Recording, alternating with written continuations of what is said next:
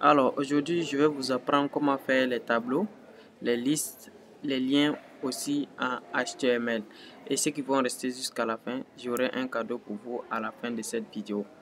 Ok, on commence avec les tableaux. Comment faire les tableaux en HTML? Donc on va faire la balise. Je change mon clavier. Ok, je viens. Ok, pour faire un tableau, on aura une balise table premièrement comme ça. Je vous avais appris les balises basiques en HTML dans la vidéo précédente. Ici, on va passer tout simplement aux choses un peu spécifiques. Ok, la balise table, et à l'intérieur de la balise table, on a deux parties.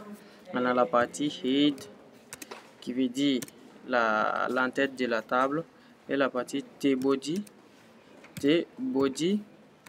qui veut dire tout simplement la partie où on va entrer nos données, tout simplement le corps de la table. Ok, au niveau de tbody, souvent, puisque pour faire un tableau, souvent on a en haut du tableau, par exemple, si on veut classer des noms, des prénoms, des âges, comme ça, on aura en haut, par exemple, cette en-tête là. Donc c'est ça, on va ranger ici par, tout simplement TH. Donc chaque TH c'est comme une colonne au niveau de l'entête de mon tableau. Donc je mets ici TH non et non, ok, comme ça. Donc une autre colonne que je vais mettre prénom, donc TH encore, et je mets à l'intérieur prénom. Si je veux faire une autre colonne pour mettre âge, par exemple, je mets encore TH et je mets ici âge. C'est bon. Maintenant, c'est bon. Maintenant, je vais venir faire les colonnes au niveau du corps de mon tableau. Donc, je vous montre le résultat de ça. Et d'abord, vous allez voir. Donc, je viens dans mon navigateur, je réactualise et je vois nom, prénom H. Mais c'est quoi le problème? C'est que c'est pas tracé en fait. Il n'y a pas de ligne qui trace des limiteurs. Donc, pour mettre cela, tout simplement, on vient dans table, dans la balise table, il y a un attribut qu'on appelle border comme ça. Donc, border comme ça, et on va mettre tout simplement 1. Donc cela va nous permettre de tracer les limites de mon tableau tout simplement. Si je réactualise, et vous voyez bien que c'est bien tracé maintenant. Ok, donc j'ai bien tracé, j'ai mis mon en-tête tout simplement, et maintenant je vais commencer à remplir le corps de mon tableau. Le corps de mon tableau c'est quoi? C'est de mettre ici par exemple nom, un premier nom, deuxième nom, troisième nom avec les prénoms, avec les âges en bas. Donc c'est ce qu'on va essayer de faire ici. Donc pour faire cela tout simplement, on va tracer d'abord une ligne. Pour tracer une ligne, parce que vous voyez ici le corps peut contenir une première ligne comme ça, deuxième ligne, troisième ligne. Donc on va tout simplement tracer pour tracer une ligne, rien de compliqué, on met tout simplement TR. Et TR, voici mon ligne sera tout simplement tracée. Et à l'intérieur de mon ligne, je vais faire exactement les mêmes choses, encore des colonnes. Pour faire les colonnes, tout simplement, comme on est à l'intérieur de tbody, par convention, les colonnes au niveau de tbody, on utilise des TD au lieu des TH. Donc TD pour mettre, par exemple, si je veux mettre un premier nom, je vais aller comme ça. Et au niveau de mon deuxième colonne, parce que la première colonne correspond au nom, deuxième colonne au prénom, donc je mets encore TD et je mets mon prénom, je mets ça. Ensuite âge, je mets encore TD, je mets tout simplement 23. C'est bon. Si je veux répliquer, c'est pour faire une deuxième ligne, je peux copier ça, je colle, je mets un autre nom, donc je vais mettre par exemple Ouedraogo,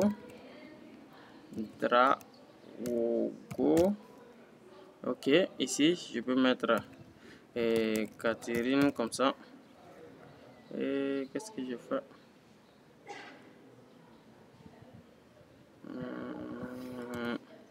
CTRL-Z,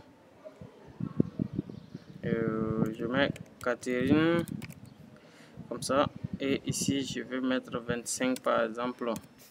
J'enregistre et vous allez voir, il y aura deux lignes maintenant dans le corps de mon tableau. Et voici mon tableau, première ligne, deuxième ligne tout simplement, et c'est bien rempli. Maintenant je peux remplir autant comme je veux, avec autant de lignes comme je veux tout simplement. Donc j'espère que ça c'est bon pour les tableaux. Voilà, normalement vous devez avoir compris ça. Maintenant on passe maintenant aux listes. Comment faire les listes au niveau de HTML tout simplement. Par exemple, je vais mettre des listes de fruits par exemple. Pour mettre des listes aussi simples, donc tout simplement il y a deux types de listes, les listes numérotées et les listes non numérotées. Donc pour les listes non numérotées qu'on va marquer par des points, tout simplement on va mettre UL comme ça, et à l'intérieur de la liste on va mettre chaque élément de la liste, donc qui est représenté par LI. LI ça veut dire un élément de la liste. Par exemple, si je veux mettre liste des fruits, je vais mettre ici par exemple pomme et un autre élément de la liste, donc et orange par exemple. Ensuite par exemple je vais mettre quoi d'autre encore, et banane par exemple, banane. Ok, j'enregistre, je viens et je réactualise. Vous voyez des listes, mais ici les listes sont pas marquées par des points parce qu'on a pris les listes UL. Les listes UL ça veut dire liste non ordonnée, donc c'est pourquoi je ne sais pas ordonné tout simplement. Donc maintenant pour que ces listes soient ordonnées tout simplement, je peux remplacer le UL par OL comme ça. OL, j'enregistre exactement de la même manière, seulement les UL devient OL, et voici maintenant c'est ordonné 1 2 3 tout simplement. Donc c'est tout pour les listes. Et maintenant en dernière partie on va voir tout simplement les liens en HTML. Ça aussi c'est simple, tout simplement il suffit de savoir une balise tout simplement, et la balise A, c'est ça qui nous permet de faire les liens. Et les liens, un lien n'a pas de sens si ça ne mène à nulle part. Parce que ici par exemple je vais mettre lien vers Google par exemple, vers Google. Si j'ai pas mis de où le lien va orienter, c'est un lien, mais quand on clique, vous voyez ça n'oriente nulle part, ça n'amène nulle part. Donc ça n'a pas de sens. Il faut que quand on clique sur un lien, ça nous amène quelque part quand même. Donc c'est ça qui va nous faire maintenant ajouter l'attribut href et rempli ici. Par exemple, je peux mettre ici, aller copier les liens de Google tout simplement. Si je mets google.com, les liens de Google, ou bien je peux tout simplement mettre google.com sans l'autre partie, http quoi, ok, google.com. Donc je mets google.com, j'enregistre.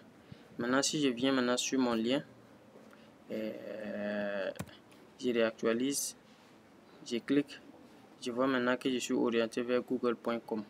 Mais pour le moment j'ai problème pour accéder parce que j'ai pas de bonne connexion, donc c'est ça. Mais sinon normalement quand je clique ça doit m'amener sur google.com tout simplement.